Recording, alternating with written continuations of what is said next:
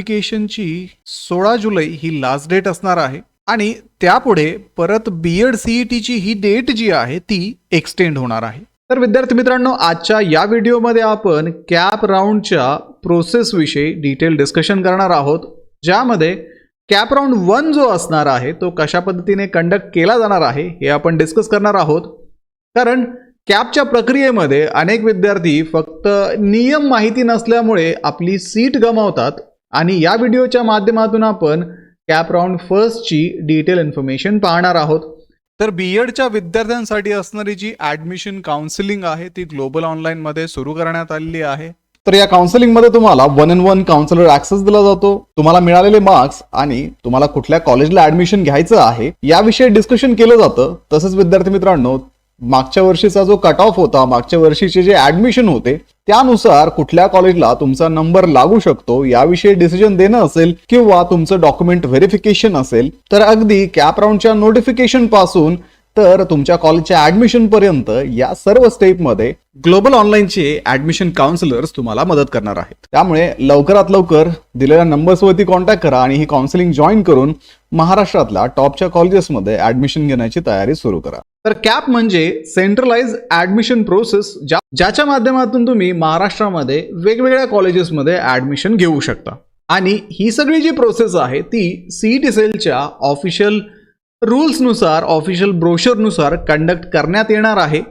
विद्यार्थी मित्रांनो, सर्वात सुरुवातीला सीईटी सेलकडनं इन्स्टिट्यूटचं रजिस्ट्रेशन कॅप राऊंडला होतं. त्यानंतर विद्यार्थी कॅप राऊंडचे ॲप्लिकेशन फॉर्म भरतात, जो तुम्ही भरलाच असेल.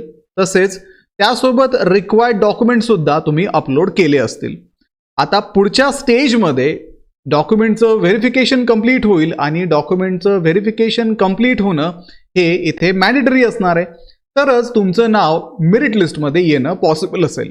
आता विद्यार्थी मित्रांनो, 13 तारखेपर्यंत ही डेट एक्सटेंड करण्यात आलेली आहे. 13 तारखेपर्यंत सगळ्यांचे रजिस्ट्रेशन झाल्यानंतर त्यापुढे काही दिवस डॉक्युमेंटचं व्हेरिफिकेशन चालेल आणि नंतर तुमची प्रोव्हिजनल मेरिट लिस्ट रिलीज होईल. त्या प्रोव्हिजनल मेरिट लिस्टमध्ये जर काही चुका असतील, तुमच्या नावामध्ये काही बदल असेल, तुमच्या डिग्रीमध्ये, तुमच्या मार्क्समध्ये काही बदल असेल किंवा कॅटेगरीमध्ये काही बदल असेल, तर ते तुम्ही एडिट करू शकता आणि त्यानंतर final merit list CET cell release करेल. पुढे त्याच्या नेक्स्ट स्टेजमध्ये कॅप राऊंड 1चे ऑप्शन फॉर्म फिलअप करण्यापूर्वी CET cell category wise seat matrix जाहीर करते, ज्याच्यामध्ये कुठल्या कॉलेजेसला किती सीट्स अवेलेबल आहेत, कुठल्या कॅटेगरीला किती सीट्स आहेत हे आपल्याला सीईटी सेलच्या वेबसाईटवरती पाहायला मिळतं. त्यानंतर विद्यार्थी कॉलेजचे प्रेफरन्सेस भरतात. आता जो ऑप्शन फॉर्म तुम्ही कॅप राऊंड 1च्या वेळेस भरला असेल, तो ऑप्शन फॉर्म हा राऊंड 1 आणि राऊंड 2 साठी फक्त व्हॅलिड असतो. राऊंड 3 साठी तुम्हाला नवीन ऑप्शन फॉर्म फिल करावा लागतो. आता ज्या विद्यार्थ्यांचं रजिस्ट्रेशन राऊंड 1ला झालेलं नाहीये, अशा विद्यार्थ्यांना राऊंड 3 पूर्वी परत रजिस्ट्रेशन करण्याचा चान्स दिला जातो. पुढे मग एकदा की तुम्ही ऑप्शन फॉर्म फिल केला, त्यानंतर तुमची अलॉटमेंट होते आणि यामध्ये विद्यार्थ्याला प्रोव्हिजनल अलॉटमेंट दिली जाते. त्यानंतर विद्यार्थी जर ते कॉलेज ॲक्सेप्ट करू इच्छित असतील, तिथे ॲडमिशन घेऊ इच्छित असतील, तर त्यांना सीट ॲक्सेप्टन्स फी जी मागच्या वर्षी 1000 होती ती भरावी लागते आणि सीट ॲक्सेप्ट करावी लागते. आणि दिलेल्या वेळेमध्ये जेव्हा तुमचं अलॉटमेंट होईल त्यानंतर साधारणतः 3 दिवसांचा वेळ दिला जातो, तर त्या वेळेमध्ये कॉलेजला व्हिजिट करून तुम्हाला ॲडमिशनची प्रोसेस कंप्लीट करावी लागते. आणि या प्रोसेसमध्ये जी डेट सीईटी सेलने दिलेली आहे त्याच डेटपर्यंत तुम्हाला कॉलेजमध्ये जाऊन तुमचं ॲडमिशन कन्फर्म करणं मॅन्डेटरी असतं. जर तुम्ही तिथे उशिरा पोहोचला तर तुमच्यासाठी तिथे कोणीही थांबलेलं नसेल आणि तुम्हाला ॲडमिशन मिळणार नाही. त्यामुळे वेळेचं बंधन पाळणं अत्यंत गरजेचं आहे.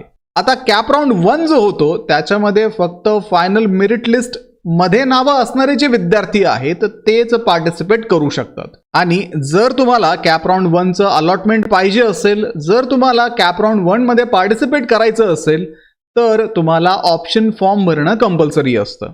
पुढे मग जसं तुम्हाला अलॉटमेंट मिळेल, कॅप राऊंड 1चं अलॉटमेंट झाल्यानंतर तुमच्याकडे वेगवेगळे ऑप्शन्स असतात.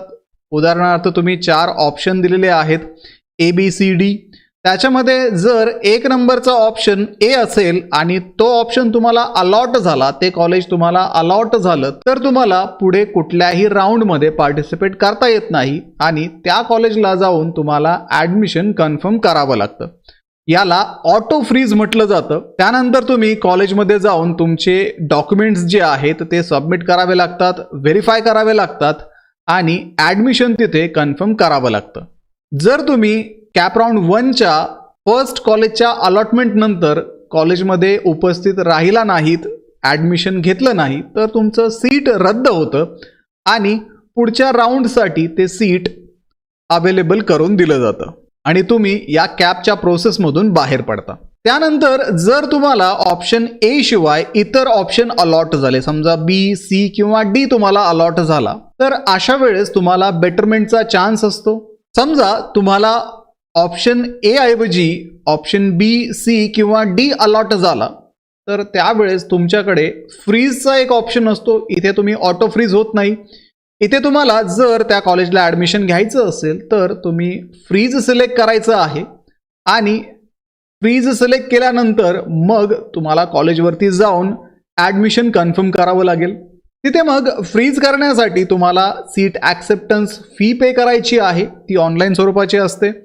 नंतर कॉलेजमध्ये जाऊन ॲडमिशन घ्यायचं आहे आणि एकदा की तुमचं ॲडमिशन झालं, तुम्हाला परत पुढच्या कॅप राऊंडमध्ये पार्टिसिपेट करू दिलं जात नाही. पण आता जर तुम्हाला वाटत असेल की मला हे सीट मिळालं आहे पण मला याच्यापेक्षा चांगला ऑप्शन, वरचा ऑप्शन हवा आहे, तर त्यासाठी तुम्ही बेटरमेंट हा ऑप्शन सिलेक्ट करू शकता. जसा फ्रीज आहे तसा बेटरमेंटचा एक ऑप्शन तिथे असेल, जिथे तुम्ही सीट ॲक्सेप्टन्स फी पे करता आणि बेटरमेंट हा ऑप्शन चूज करता. आता या ठिकाणी तुम्ही पुढच्या राऊंडसाठी इलिजिबल असता.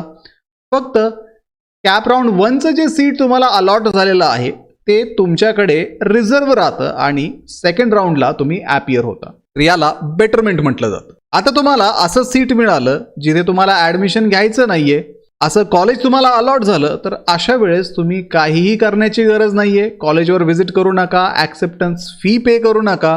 तुम्हाला पुढच्या राऊंडला पार्टिसिपेट करू दिलं जाईल.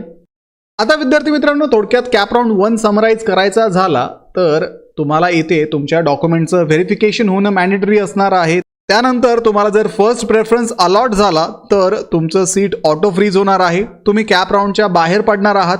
जर तुम्ही फ्रीज सिलेक्ट केलं, ॲडमिशन घेतलं, तर त्यावेळेस सुद्धा कॅप राऊंडच्या तुम्ही बाहेर पडताय. त्यानंतर जर तुम्ही सीट ॲक्सेप्ट केलं पण बेटरमेंटच्या माध्यमातून केलं तर तुम्ही कॅप राऊंड 2ला पार्टिसिपेट करू शकता. जर तुम्ही ॲक्सेप्ट केलं नाही, कुठलीही फीज भरली नाही, तुम्ही कॅप राऊंड 2साठी कंटिन्यू करू शकता. कॅप राऊंड 1चा फॉर्म हा फक्त फर्स्ट आणि सेकंड राऊंडसाठी व्हॅलिड असणार आहे. कॅप राऊंड 3साठी तुम्हाला नवीन ऑप्शन फॉर्म फिलअप करावा लागणार आहे. तर अशा पद्धतीने थोडक्यात तुमचा कॅप राऊंड 1 होणार आहे. याचं शेड्यूल अजून CET सेलने रिलीज केलेलं नाहीये. लवकरच ज्यावेळेस एक्सटेन्शन संपतील त्यावेळेस CET सेल आपलं शेड्यूल रिलीज करेल आणि त्यानुसारच ही सर्व process CET cell carry out करेल. तर या सगळ्या प्रोसेसमध्ये तुम्हाला गाईड करण्यासाठी ग्लोबल ऑनलाईनची ॲडमिशन काउन्सिलिंग सुद्धा सुरू आहे.